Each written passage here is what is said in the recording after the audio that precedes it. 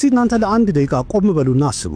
በዓለም ላይ ከአንድ ኦክሲጅን ጠፋ እንበል። እስከ መጨረሻ ድረስ አይደለም፣ ለ5 ሰከንድ ብቻ ጠፋ እንበል። እኛ ሰዎች እንኳን ለ5 ሰከንድ ትንፋሻችንን ማቆም አያቅተንም። ግን በእኛ አካባቢ ላይ ያሉት በዙሪያችን ያሉት ሌላ ነገሮች ምን ይሆናሉ? በዚህ በ5 ሰከንድ ውስጥ በዓለም ላይ ያ ሁሉ ነገር ይፈጠራል። ዛሬ በዚህ ቪዲዮ የማሳያችሁና ዘርዝሬ የማስረዳችሁ ይፈጠራል። ዓለም ድንቅ ናት በሚለው ፕሮግራም በድጋሚ ተገናኝተናል። አንድ ጊዜ እስቲ በኃይል ተንፍሱ።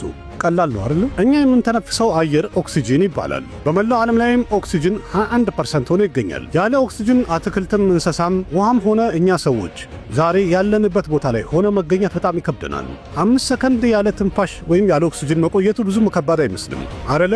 ምክንያቱም ከኛ መሃል አንዳንድ ሰዎች 30 ሰከንድም 1 ደቂቃም ድረስ ትንፋሻቸውን እንደሚያቆሙ ከዛም በላይ እያየን ያለ ነው። ግን በዙሪያችን ለከበቡና አብረውን ላሉ ነገሮች ያን ያህል ቀላል አይደለም። በዚህ በ5 ሰከንድ ውስጥ ኦክሲጅን ቢጠፋ የዓለማችን መልኳ ራሱ ቅርጿ ልውጥውጥ ቅይርር ነው የሚለው። ያለ ኦክሲጅን ቦታችን ላይ ወይም አካባቢያችን ላይ ያሉ ቤቶችም ሆነ ትልልቅ ህንፃዎች፣ እነዛ ሁሉ ትልልቅ ህንፃዎችም ሆነ በሲሚንቶ የተሰራ ማንኛውም ነገር በ1 ሰከንድ ውስጥ የፍርስራሽ ክምር ነው የሚሆኑት።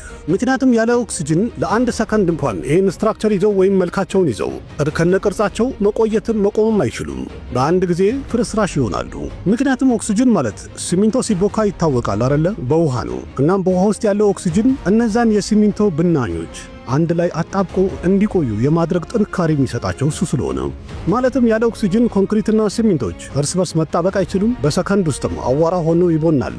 ከዛ ሌላ በዓለማችን ላይ ያለ እነዛ ሁሉ ነገሮች በብረት የተሰሩ ሁሉም እርስ በርስ በ1 ሰከንድ ውስጥ ተጠባብቀው መበየድ ይጀምራሉ ወይም ይጣበቃሉ፣ አንድ ወጥ ይሆናል። ምክንያቱም እያንዳንዱ ብረት ላይ በተፈጥሮ የኦክሲጅን አንድ ሌየር ያለው ሲሆን ያ ሽፋንም ብረቶች እርስ በርስ እንዳይጣበቁ የሚከለክላቸውና የሚያቆማቸው ነው። ልክ ኦክሲጅን የለም ከተባለ በሰከንድ ውስጥ ሁሉም ብረቶች መሳሳብ ይጀምራሉ። ከዛ እርስ በርስ መጣበቅና አንድ ወጥ መሆን ይጀምራሉ። በዛ 5 ሰከንድ ውስጥ የሰው ልጅ ፀሐይ ላይ ቢቆም የሰውነታችን ቆዳ በአንድ ጊዜ መልኩን ይቀይራል። የፀሐዩ ነበልባል ከፍተኛ ንዳድ ይሆናል። ምክንያቱም ዓለማችንን ከቦ የያዘው አንድ ኦዞን አለ። ያም ደግሞ ከፀሐይ የሚወነጨፈውና የሚወጣውን አልትራቫዮሌት የሚባለውን ጨረር የሚከላከልልን ነው። ስለዚህ ያ ጨረርን ወደ ዓለም ወደ ምድር እንዳይደርስ ያ ኦዞን የኛ ሽፋን ነው፣ መከላከያችን ነው። ስለዚህ በቀላሉ ያ ኦዞን ማለት ኦክሲጅን ነው። ማለትም ኦዞን ከሌለ 5 ሰከንድ አይደለም በ1 ሰከንድ የምድር መጨረሻ ይመጣል። ምድርን የምጽአት ቀን ያስመስላታል።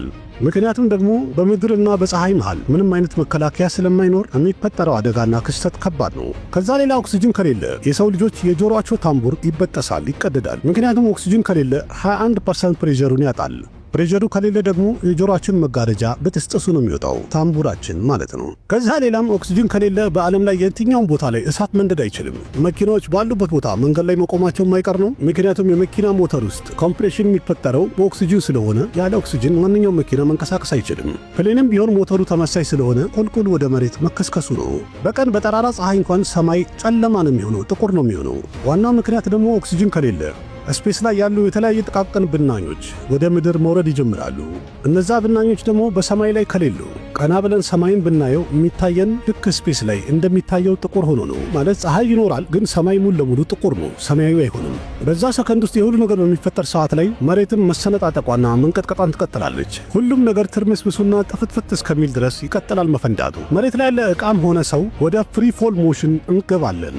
ማብቂያ የሌለው ቁልቁል መውደቅ ማለት ነው። ምክንያቱም የመሬት ዋናው ክፍል የሆነው ክረስቱ የተሰራው ወይም የተፈጠረው 45% በኦክሲጅን ስለሆነ፣ ስለዚህ ከመሬት ጋር የሚያጣብቀን ግራቪቲ አይኖርም። መሬትም ኦክሲጅን ካጣች ከኦርቢቷ ትወጣና እንቅስቃሴዋን ትቀይራለች። በዚህም ክስተት 5 ሰከንድ ሳይሞላ ዓለም ሙሉ ለሙሉ ያበቃላታል። ታዲያ አሁን እናንተና እኔ ለምን አንድ ጊዜ በኃይለኛው አንተነፍስም? እናም በዛው የፍጥረታትን የዓለማትን ጌታ የሆነውን ፈጣሪን አንድ ጊዜ ለምን አናመሰግነውም? ይህን ሁሉ ነገር በነፃ ለሰው ልጅ የሰጠውን ፈጣሪ ሁላችንም በቻልንበት ቦታ ላይ ለምንስ አንዳንድ ችግኝ አንተክልም? ምክንያቱም በዓለም ላይ ኦክሲጅን እየፈጠሩ ሁል ጊዜ ንጹሕ አየር እንድናገኝ የሚያደርጉን እነሱ ናቸውና። ይህንን በጣም ምርጥ የሆነ መልእክት ለጓደኞቻችሁ ሼር አድርጉ። እንዲሁም የኔን ቻናል ዓለም ድንቅ ናት የተሰኘውን ፕሮግራም እንዲቀጥልም ደገፍ አድርጉኝ። ቻናሉን ሰብስክራይብ አድርጉ። አቅራቢያችሁ ቃሲም መካ ነበርኩኝ። በሌላ አስደናቂ ቪዲዮ በድጋሚ እስከመለስ ደህና ሁኑ። ባባይ